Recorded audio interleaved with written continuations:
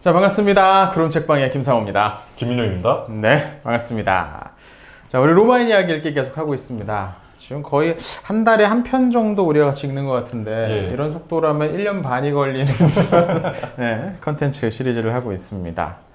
우리 지난 시간에 했던 것부터 같이 한번 이어가 보죠. 지난 시간에 했던 게 포에닉 전쟁이었습니다. 네. 네. 주로 이제 한니발 전쟁을 위주로 많이 다뤘었죠. 네, 제2차 포에닉 전쟁 위주로 해서 이제 포에닉 전쟁을 전후로 해서 뭐 마케도니아 전쟁이나 로마 시리아 전쟁까지 다 포함해서 로마가 지중해 전체를 사실상 지배하게 된 그런 상황이었습니다. 네. 그래서 그 상황에서 이제 로마는 융성한 일만 남았겠지라고 싶었는데 그렇지 않더라는 거죠.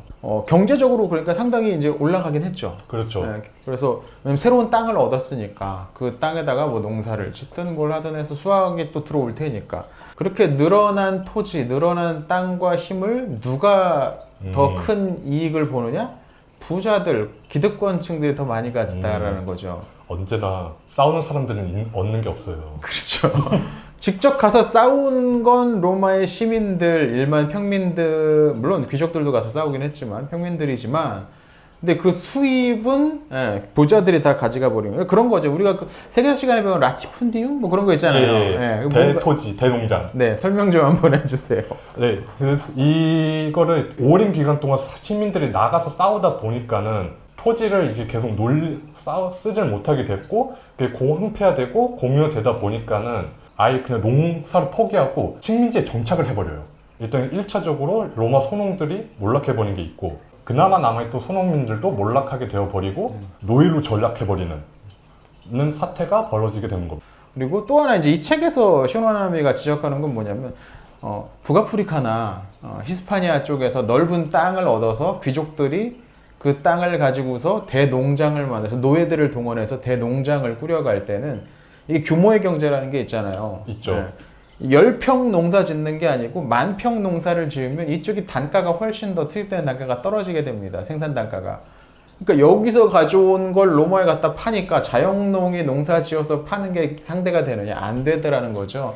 그러니까 결국 이 포에닉 전쟁 이후로 로마가 이제 장악을 하면서 로마에 사는 밀농부들이 다 망해버렸다. 그러면서 그쪽에 이제 뭐 포도 농사나 올리브나 이런 식으로 이제 업종 전환도 이루어졌고 뭐 그런 얘기도 있더라고요. 그러니까 근데 이게 또 하나 큰 문제가 뭐냐면 방금 얘기했지만 로마는 시민군 제도였단 말이죠.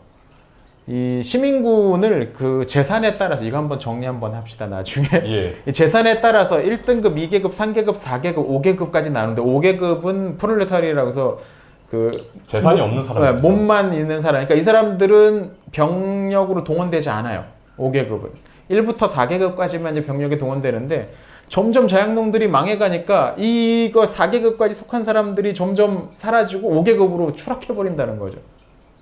그러면서 5계급 병사는 계속 뽑아야 되니까 그럼 5계급으로 떨어진 사람 중에서라도 이제 계속 병사를 뽑아야 되니까 이 한계선을 점점점 낮추더라는 거죠.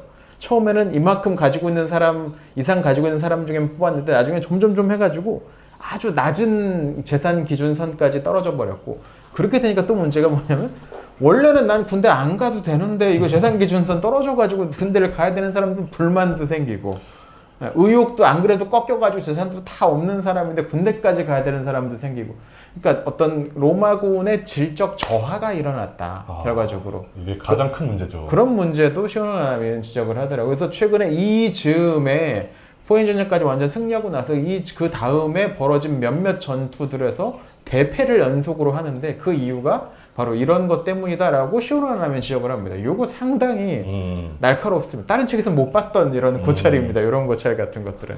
근데 맞는 고찰 같아요. 그러니까 나라는 뭔가 좀 잘 되는 것 같은데 그 뒤로 뭔가 전반적으로 질적으로 수준적으로 좀 저하가 돼버렸다? 이게 이제 조금 문제였다는 거죠. 그러니까 이거 오늘날도 마찬가지인 것 같아요. 우리나라 뭐 수출이 뭐 얼마를 하고 뭐 국민 소득의 평균 뭐 GDP가 뭐 몇만 달러고 해도 난 힘들어 죽겠거든. 잘 먹고 잘 사는 놈들 뭐 맨날 오마카세 먹고 뭐 하는 사람들이 있을지 모르겠는데 이게 이제 선순환이 제대로 되지 않으면 이게 흐름되지 않으면 국가 전체적인 어떤 경쟁력이라든지 그런 것들이 떨어질 수밖에 없는 것 같아요. 자, 그리고 또 하나, 여기서 또 하나 시오노나미가 지적하는 문제는 뭐냐면, 이제 계급이 아주 분리되어 버렸다. 부익부, 빈익빈이 되어버리면서 이게 계급이 완전히 분리되어 버렸다. 원래 리키니우스 법이었잖아요, 그게. 그렇죠. 그러니까 모든 로마의 관직에 귀족이나 평민들이나 다 이 후보에서 될 수 있고 그 중에 한 명은 평민이 될 수 있게 하겠다. 예. 이게 이제 리키니우스 법이었는데 실제로 그게 제대로 돌아갔겠느냐.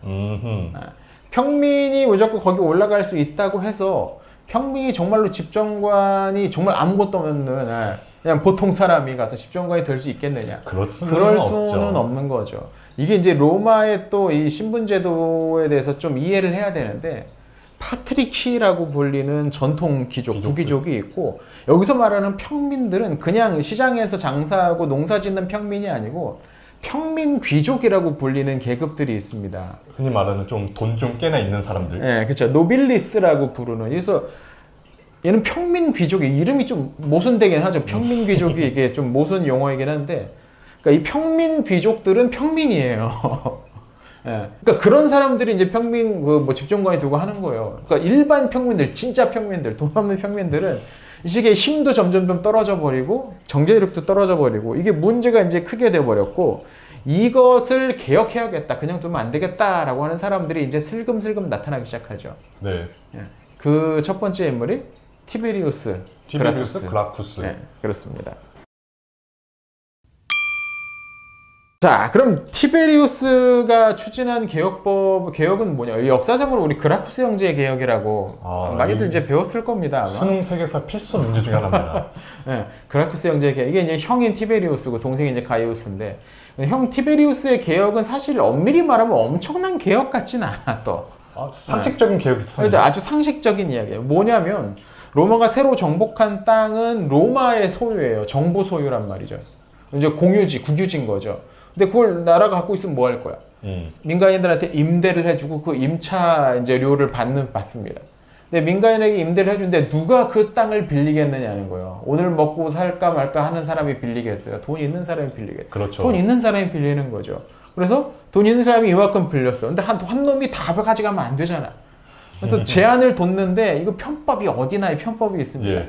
어떻게 표현해? 내가 빌리고 내 아들 이름으로 빌리고 내 동생 이름, 내 아내 이름으로 빌리고 네, 그렇게 해가지고 가족이 막 이따만큼 빌리니까 대농장이 만들어지는 거죠. 맞습니다. 그러니까 이 그라쿠스는 그거 하지 말라는 거예요. 이거 어떻게 보니까 저는 그 부동산 규제, 부동산 대출 규제나 그런 것도 살짝 떠오르더라고요. 그런 거잖아요. 어떤 그 같이 사는 그 사람들의 총액 얼마 이상 합치면 얼마 이상 대출 못 받게 해가지고 부동산 너무 뛰지 못하게 이제 막겠다는 그런 대출과도 좀 비슷한 거예요, 이게. 근데 사실 그 규제도 그렇고 이것도 그렇고 언제나 항상 반발은 엄청 심하게 마련이죠. 이제 이렇게 땅 문제 건드리는 건 2000년 전이나 지금이나 굉장히 반발이 심한 것 같아요. 그러니까 그럼 그렇게 이제 나머지 땅들은 어떻게 하느냐? 그럼 돌려받은 땅들은 이상 빌려가가 돌려받은 땅들은 농민들에게 이제 그건 빌려주자. 근데 농민들이 빌릴 돈이 없잖아. 그 돈도 우리가 빌려주자. 그 돈을 어디서 가져올 거냐? 여기서 이제 문제가 생긴 거야. 이게 사실 참 이게 되게 좋은데 의도는 되게 좋은데, 그러니까 결국은 이건 자영농들을 좀 이렇게 좀 성장시켜주자, 잘 키워보자라는 거죠. 조금씩 이제 쓰는 그 땅들 떼어줘가지고 한 놈이 다 가지고 가지 말게. 의도는 참 좋았는데 이걸 실제로 어떻게 수행할 것인가를 두고서 결국 이제 돈 문제가 필요했고 그 돈 문제와 관련해서 기득권층들의 엄청난 반발이 있었고 결국 티베리우스가 백주대낮에 맞아 죽는 일이 벌어집니다.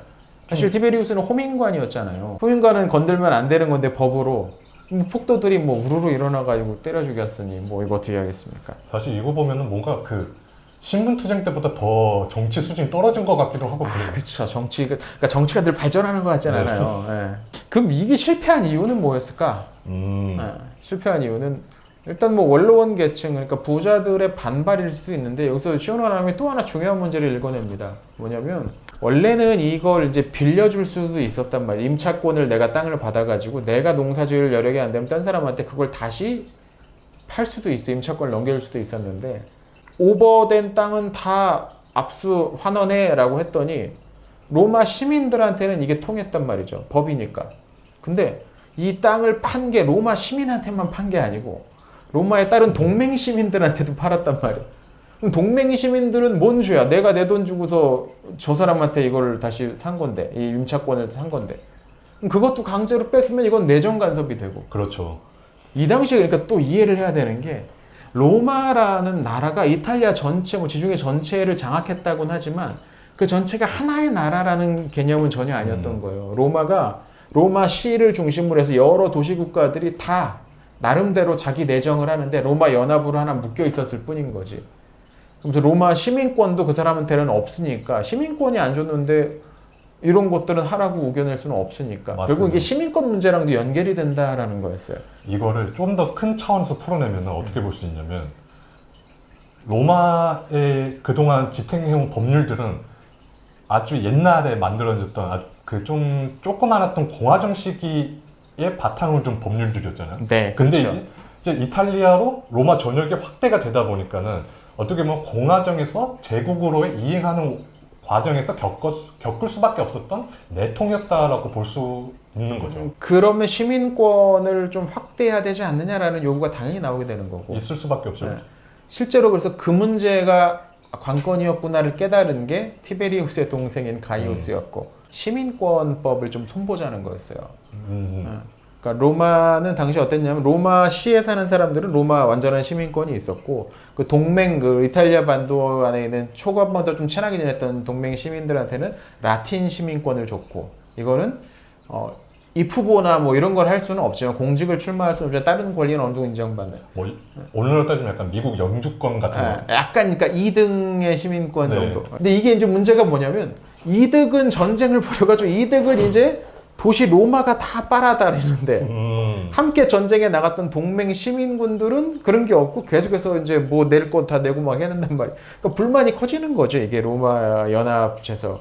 그러니까 이걸 해결하지 않으면 근본적인 해결책이 안 되겠다 싶어가지고 가이우스가 그걸 손댔죠. 그러나 이것이 또 반발을 맞게 되죠. 여기서는 이제 원로원이 나서가지고 원로원 최종 결의 비상권고 뭐 이런 이름을 가지고서 가이우스를 인민의 적으로 선포를 하고 처단해 버리면 이거 이제 굉장한 문제인 게 뭐냐면 로마는 법의 민족이라고 하고 뭐 재판의 규정도 있고 막 법무관이 원래 재판하라고 하는 거잖아요. 정말 체계적인 법률 다 있는데 그런 거 하나도 없이 재판 하나도 없이 원로원 자기들끼리 모여가지고 저놈 죽이자 했더니 가이우스와 가이우스 지지자 3,000명을 재판도 없이 그냥 처형해 학살이죠. 3,000명을 죽였으면.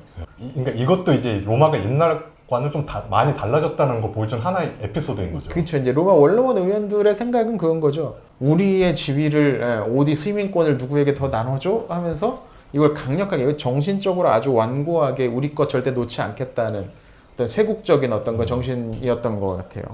그게 이제 문제였고 결국 이 가이우스의 이 시도가 실패하면서 뒤에 이제 동맹시 전쟁이라는 게 이제 벌어지죠. 이탈리아 나머지 반도의 그 도시국가들이 일제 일어나서 로마의 창을 겨누는 그런 일이 발생을 하게 됩니다. 자, 그럼 이 개혁이 왜 실패를 했을까? 일단은 가장 먼저 모든 개혁이 실패하는 데는 언제나 기득권층이 있죠.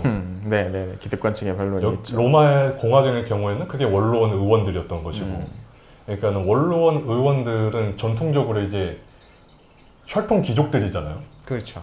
옛날부터 이어져 왔던 유서 깊은 가문들의 어르신들인데 평민 귀족도 있어요. 있긴 합니다만. 근데 이 어르신들의 입장에서 봤을 때는 지금 그라쿠스 형제가 하는 모든 것들이 체제의 위협으로 보였던 거잖아요. 그러니까 요새 것들 저런 위험한 놈들, 나라 망하게 하는 빨갱이들 이런 느낌인 거죠. 그런 거죠. 그리고 TV에서 약간 실수를 한 게 자기 개혁 정책을 반대하니까는 동료 호민관을 탄핵해버린 일. 그런 일들도 일어나면서 로마 원로원이 봤을 때는 얘네들이 하는 모든 게 다 안입고와 보일 수밖에 없었던 것이죠. 시원하면 그런 얘기도 하더라고요. 그라쿠스 형제가 호민관, 둘 다 호민관으로서 개혁을 추진했는데 호민관으로 개혁을 추진하는 게 아니고 원래 호민관을 거치면 자동으로 이제 원로원 의석을 가질 수 있는 자격이 주어지는데 뭐 조금 기다렸다가 집정관에 출마해서 집정관으로서 이런 개혁을 추진했다면 어땠을까? 그럼 체제 안에 개혁이 되지 않았을까라고 생각하기도 했던 것 같아요. 그러니까 호민관은 사실 합법적인 권한이 없습니다. 이거 나중에 저희가 정리할 텐데 호민관의 유일한 그 임무는 나는 평민들의 안전과 이익을 수호하겠다라는 선언. 평민 집회에서 뽑히니까. 약간 평민들의 대변자 같은 네, 느낌이죠. 그것밖에 없거든요. 그리고 또 하나 보기가 이제 거부권. 예, 물론 민회에는 누구나 법안 제출할 수 있으니까 뭐 그건 차치하고서.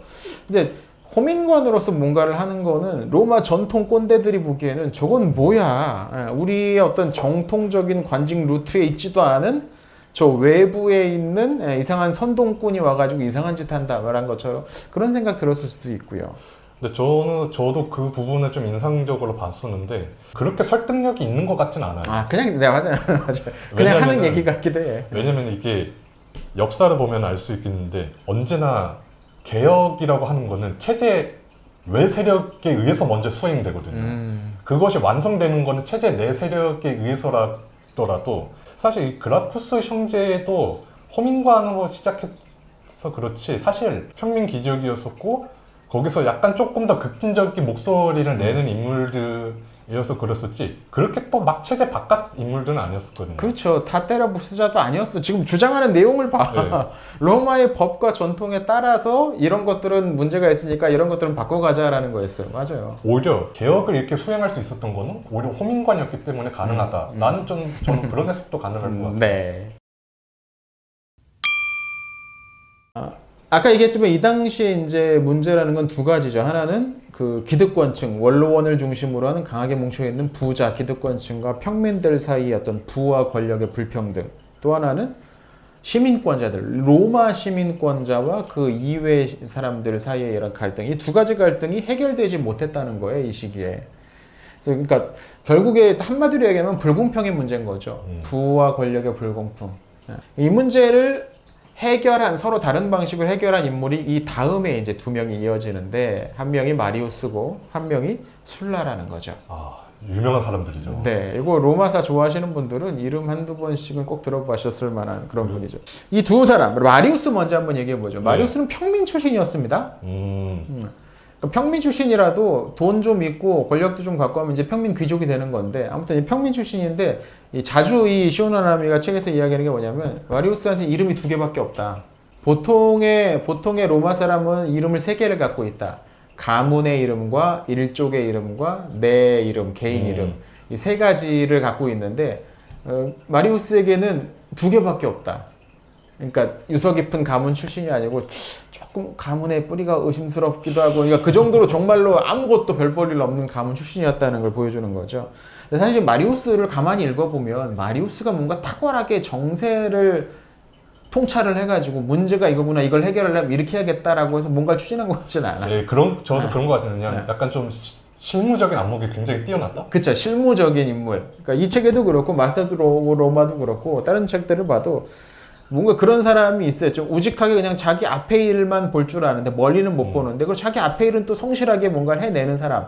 이런 사람들이 있어요. 네. 마리우스가 그런 캐릭터였던 것 같아요. 특별히 이제 마리우스는 군대에 들어가가지고 아주 훌륭하게 그 성과들을 거둬냈던 거죠. 그 로마가 이제 또 군대에 있다 보니까 아까 얘기했잖아요. 이런 어떤 빈부격차의 문제, 신분의 문제 때문에 로마 군이 약화되고 있다.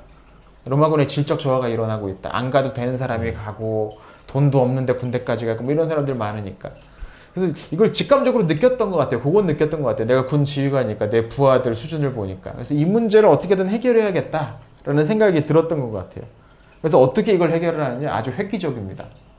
이제까지 로마는 시민군이었단 말이죠. 예, 추첨을 통해서 로마의 45개구 중에 몇 개구를 추첨을 해가지고 그 중에 또 앞에 쭉 줄 서가지고 뭐 이렇게 한 명씩 뽑는 그런 시민군 추첨 제도였는데 이걸 마리우스가 지원병 제도로 바꿨던 거죠. 그러니까 이제 한마디로 전투만을 전문적으로 수행하는 직군을 따로 만들어낸 거죠. 이렇게 되니까 이제 앞서서 자기 땅 다 뺏기고 할 일 없는 사람들은 직업이 없는 사람들인데 군대에 끌려가는 개념이었는데 이제 이 사람들은 내가 군대에 지원해가지고 나는 직장을 얻으러 가는 걸로 바뀌었어. 이게 크게 보면 조삼모사 같긴 한데 어차피 똑같아 보이긴 하는데 이게 좀 바뀐 거지 그래도. 예. 지원 제도는 내가 가기 싫어도 가야 되는 제도였는데, 그러니까 징집 추첨 제도에서는 이 지원 제도에서는 가고 싶은 사람만 가는 거니까, 그러니까 의도가 확실히 이제 좀 다르긴 했었던 거죠.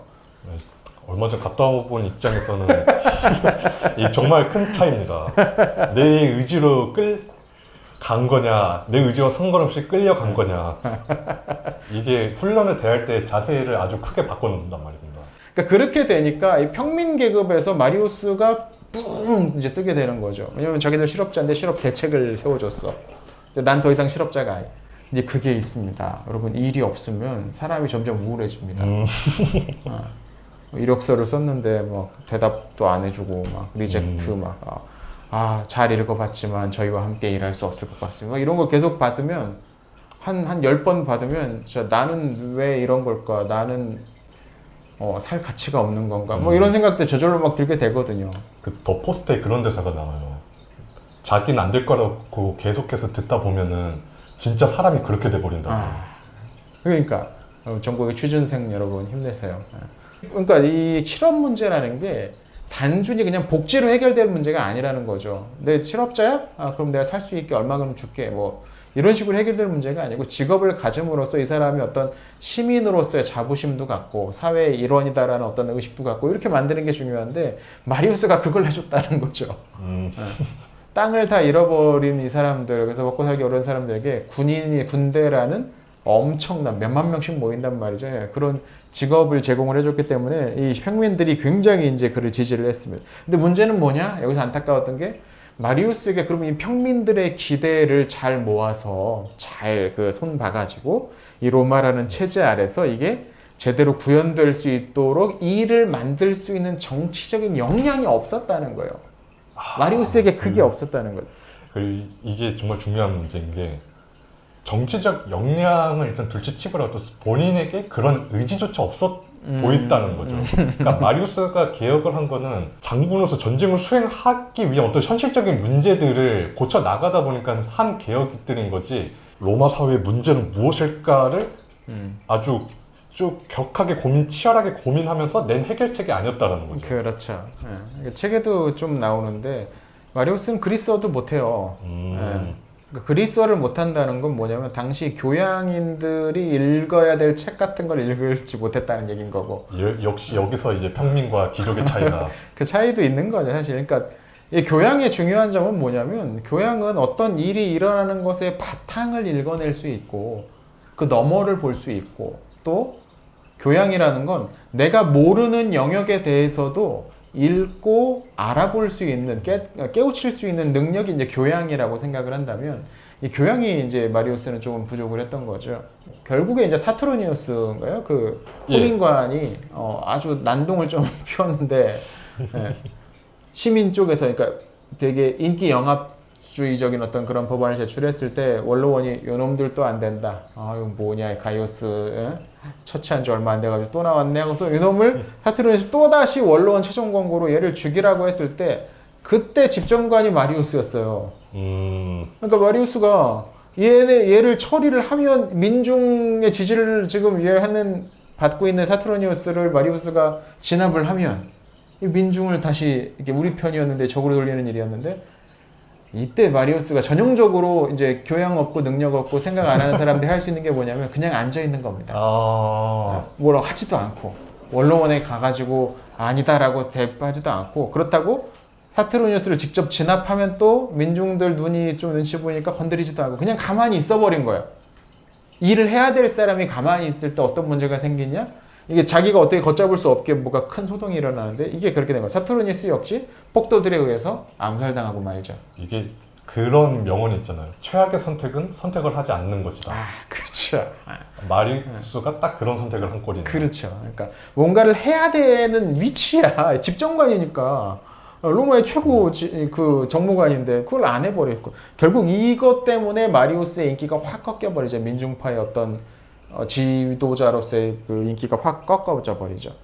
그 이후에 이제 또 어떤 그 시민권 문제를 가지고서 다시 한번 이걸 해결을 해야겠다고 주장했던 드루수스라는 사람이 나오는데 이것도 마스터즈 오브 로마의 한 책을 할애해가지고 아주 중요하게 나오는 사건이었는데 이 드루수스가 다시 한번 그 시민권, 그러니까 라틴 시민권, 2등 시민권자들에게 로마 시민권을 전체를 주자. 왜냐면 얘네들은 지금 불만이 엄청나다. 이걸 지금 깨달았던 거죠. 근데 그렇게 했으나 결국 이것도 다시 한번 실패하고 드루수스도 암살당했다 죽어버려. 그러니까 이 시기 자꾸 어떤 개혁 지도자들이 암살당해 죽어요. 이거는 굉장히 큰 손해입니다. 그렇죠. 그러니까 나랑 다른 얘기한다고 반대편에 있다고 해서 정적을 제거하려고만 하면 이거는 그 사회는 제대로 돌아갈 수가 없는 거예요. 대화가 안 되니까 문제가 커질 수밖에 없는 거죠. 그리고 이게 그 안 되는 정치의 약간 전형적인 특징 같은 게 뭐냐면은 기득권층이 항상 그 개혁층을 비판할 공격할 때 쓰는 수사가 뭐냐면요. 개혁의 대의가 너무 완벽해. 너무 완벽하니까 개혁의 명분 대의는 일단 제쳐두고 그 개혁자 측의 도덕성을 계속 꼬집는단 말이에요. 얘는 안 되는 놈이다. 맞아. 얘는 능력이 없다. 얘는 사실 알고 보니까 완전 비리꾼이었다. 저런 놈이 주장하는 거니까 저거 안 돼. 이런 네. 식의 이야기들.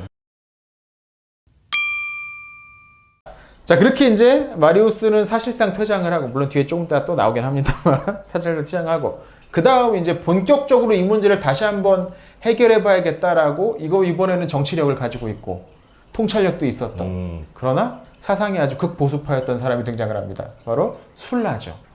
예.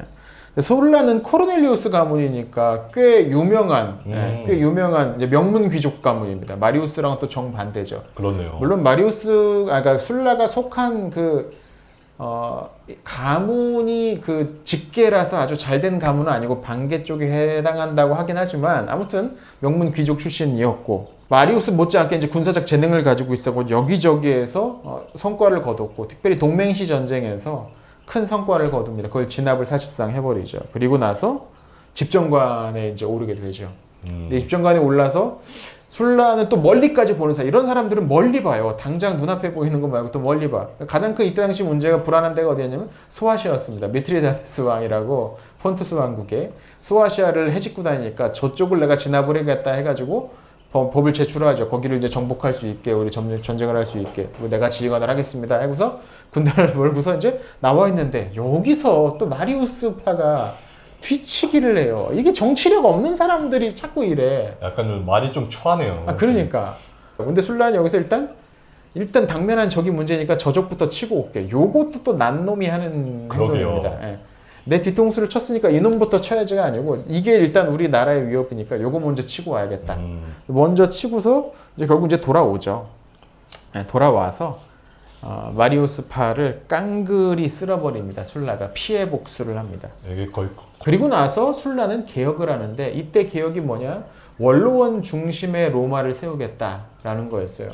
원로원 정원을 300명에서 600명으로 늘립니다. 또 하나는 배심원단 전원을 원로원 의원으로 바꿉니다.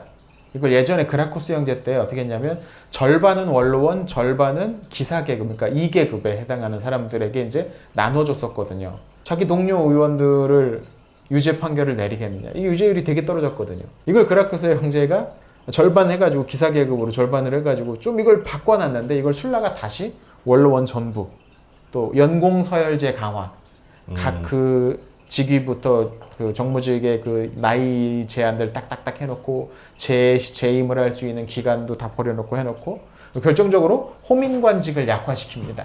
그러니까 사실 이 여기서 드러나는 약간 방향성이 뭐냐면은 그동안에 보면 이제 술라 자신을 포함해서 그라쿠스 형제, 이 마리우스 같은 사람들은 뭐냐면은 집단의 권위를 뛰어넘는 어떤 개인적인 권위를 가지고 있는 사람들이었잖아요. 술라가 보기에는 로마의 혼란상이 바로 이 뛰어난 개인들이 너무 활개치게 되는 상황이 있다고 본 거예요.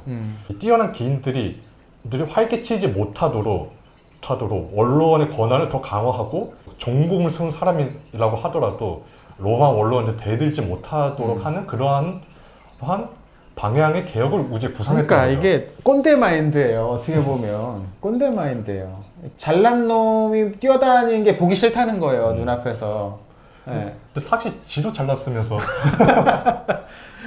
세상이 그렇게 잘난 놈 몇 놈 뛰어다닌다고 그렇게 되는 줄 알아? 이게 다 이 경험이 있고 연륜이 있고 우리들이 이걸 해야 되는 거야 하면서 사실 술라의 개혁은 제 생각에는 개혁이 아니라 약간 반동이야. 반동. 예. 반동 개혁이야. 근데 이게 될 수 있겠냐고. 아까도 얘기했지만 지금 이 문제가 나타난 게 바로 그 제도 때문에 문제가 나타난 거잖아요. 소수가 다 헤쳐먹는 제도, 소수의 특권층들이 거의 대부분을 빨아먹는 제도. 이 체제 때문에 지금 이 문제가 나타났는데 그걸 근본적인 해결이 아니었던 거지 사실 술라의 문제에서. 그래서 결국에 이제 술라의 개혁은 실패하게 됩니다. 근데 실패할 수밖에 없죠. 그렇죠. 뭐 어떻게 그걸 막겠어요. 근데 재밌는 건 뭐냐면 시오나나미가 지적하는 게 뭐냐면 술라의 개혁이 실패한 건 반술라파 때문이 아니라 술라파 때문이었다라고 이야기를 합니다. 무슨 말이냐면 술라의 편에 섰던 사람들이 있어요. 그 중에 대표적으로 유명했던 게 폼페이우스입니다. 이 책의 이 마지막 세 번째 부분 사실 이 폼페이우스 이야기라고 해도 과언이 아닌데 그렇죠. 난 놈은 난 놈이야 이놈도 또 폼페이우스도. 거의 약간 술라의 뒤를 잇는 그죠. 술라만큼의 어떤 전투적 재능, 그러니까 전장을 전체를 보는 재능은 탁월했던 인물이었던 것 같아요. 폼페이우스 상승 장군이었으니까 패한 적이 없잖아요. 늘 이겼잖아요. 이제 결정적으로 패한 건 이제 나중에 다음 책에서나 이제 나오게 될 이야기고. 그러니까 엄청난 인물이었는데 문제는 뭐냐? 그가 너무 엄청났다라는 거야.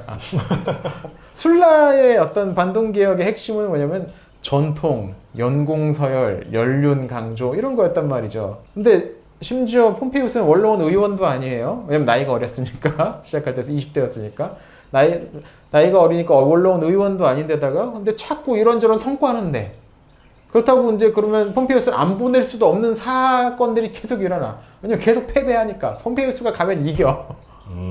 뭐 이런 일들이 계속 벌어지니까 어쩔 수 없이 pom페이우스를 보내야 되는데 저놈은 너무 잘났어. 그리고 되게 잘난 척을 해. 자꾸 자기한테 어떤 예외 조항을 허용해달라고 그러고. 사실 술라가 막으려고 했던 게 폼페이우스 같은 사람의 등장인데. 그렇죠. 그게 이제 체제를 무너뜨릴 수 있겠다라고 술라는 염려했던 건데 다행인 건 폼페이우스는 체제를 무너뜨리겠다는 생각 자체를 하지 못하는 인물이었다는 건데 폼페이우스 같은 인물에 체제에 대한 문제의식까지 더해진 인물이 나타난다면 이제 상황은 완전히 달라지는 거고 그런 거죠. 그 인물이 이제 다음 책에 나오는 거고 원로원이 아주 피터지게 여기서 막 토론하고 뭐 한다고 해서 해결되지 않은 문제가 이 시기에 자꾸 일어나요. 근데 그 이유도 제가 생각하기에는 로마 영토가 너무 넓어져서예요. 영토가 동서로 걸쳐 지중해 전역에 퍼져 있으니까 어디든 조용할 날이 있겠어요? 그걸 해결하려면 특별한 재능 있는 사람들이 필요한데 그거를 원로원 자기들 그 앉아가지고 자기들끼리 머리 쓴다고 그게 해결되는 게 아니었다는 거죠. 절대 아니죠. 그러니까 이 시대에 이게 맞지 않는 제도였고 어떤 체제였고 그것 때문에 문제였다. 결국 그게 이제 이 공화정을 무너뜨리게 되었다. 공화정을 사실 무너뜨린 건 우리가 흔히 카이사르라고 알고 있는데 사실 공화정을 무너뜨린 건 공화정 자체가 가진 한계였을 수도 있는 것 같아요. 자, 그리고 이렇게 보면 공화정이라고 부르잖아요. 로마 공화정이라고 부르잖아요. 근데 이 시점 되면 이거 사실상 공화정이라기보다는 조금 열려있는 과두정에 가까운 것 같아요. 로마가. 그렇네요. 언론 의원들끼리 해먹는 300명의 언론, 지금 뭐 600명이 됐지만 600명 언론 의원들이 다 해먹는, 하지만 새로운 사람이 들어올 수는 있는 약간은 열려있는 과두정. 그러니까 이 과두정 체제의 문제는 결국 불평등으로 무너지게 될 수밖에 없다는 거죠. 이거는 뭐 오늘날도 마찬가지인 것 같아요. 껍데기는 민주주의, 민주정을 가지고 있어도 실제적으로 운영되는 게 과두정으로 운영될 수 있거든요. 정부들이. 자기들이 가지고 있는 소수의 몇몇 정계와 재계와 뭐 이런 사람들의 어떤 언론계들, 이런 사람들 자기들끼리 해먹는 이런 사람들이 사회 여러 가지를 다 끌어나게 되면 이거 사실 과두정이지 뭐. 딴 사람들이 뭐 그 위에 올라갈 수 없게 되는 거니까. 그렇게 되면 결국 그 체제는 무너질 수밖에 없는 거죠. 이거는 좀 생각해 볼 만한 부분인 것 같아요, 우리가. 자, 여러분 어떠셨나요? 로마 이야기 3권 우리 전체적으로 좀 설명하면서 짚을 것들 좀 이야기를 해봤습니다. 책 같이 영상 보시면서 따라 읽어보시면 더 좋으실 것 같다는 생각이 드네요. 자, 오늘 영상을 그럼 여기서 마치겠습니다. 시청해주셔서 감사합니다. 감사합니다.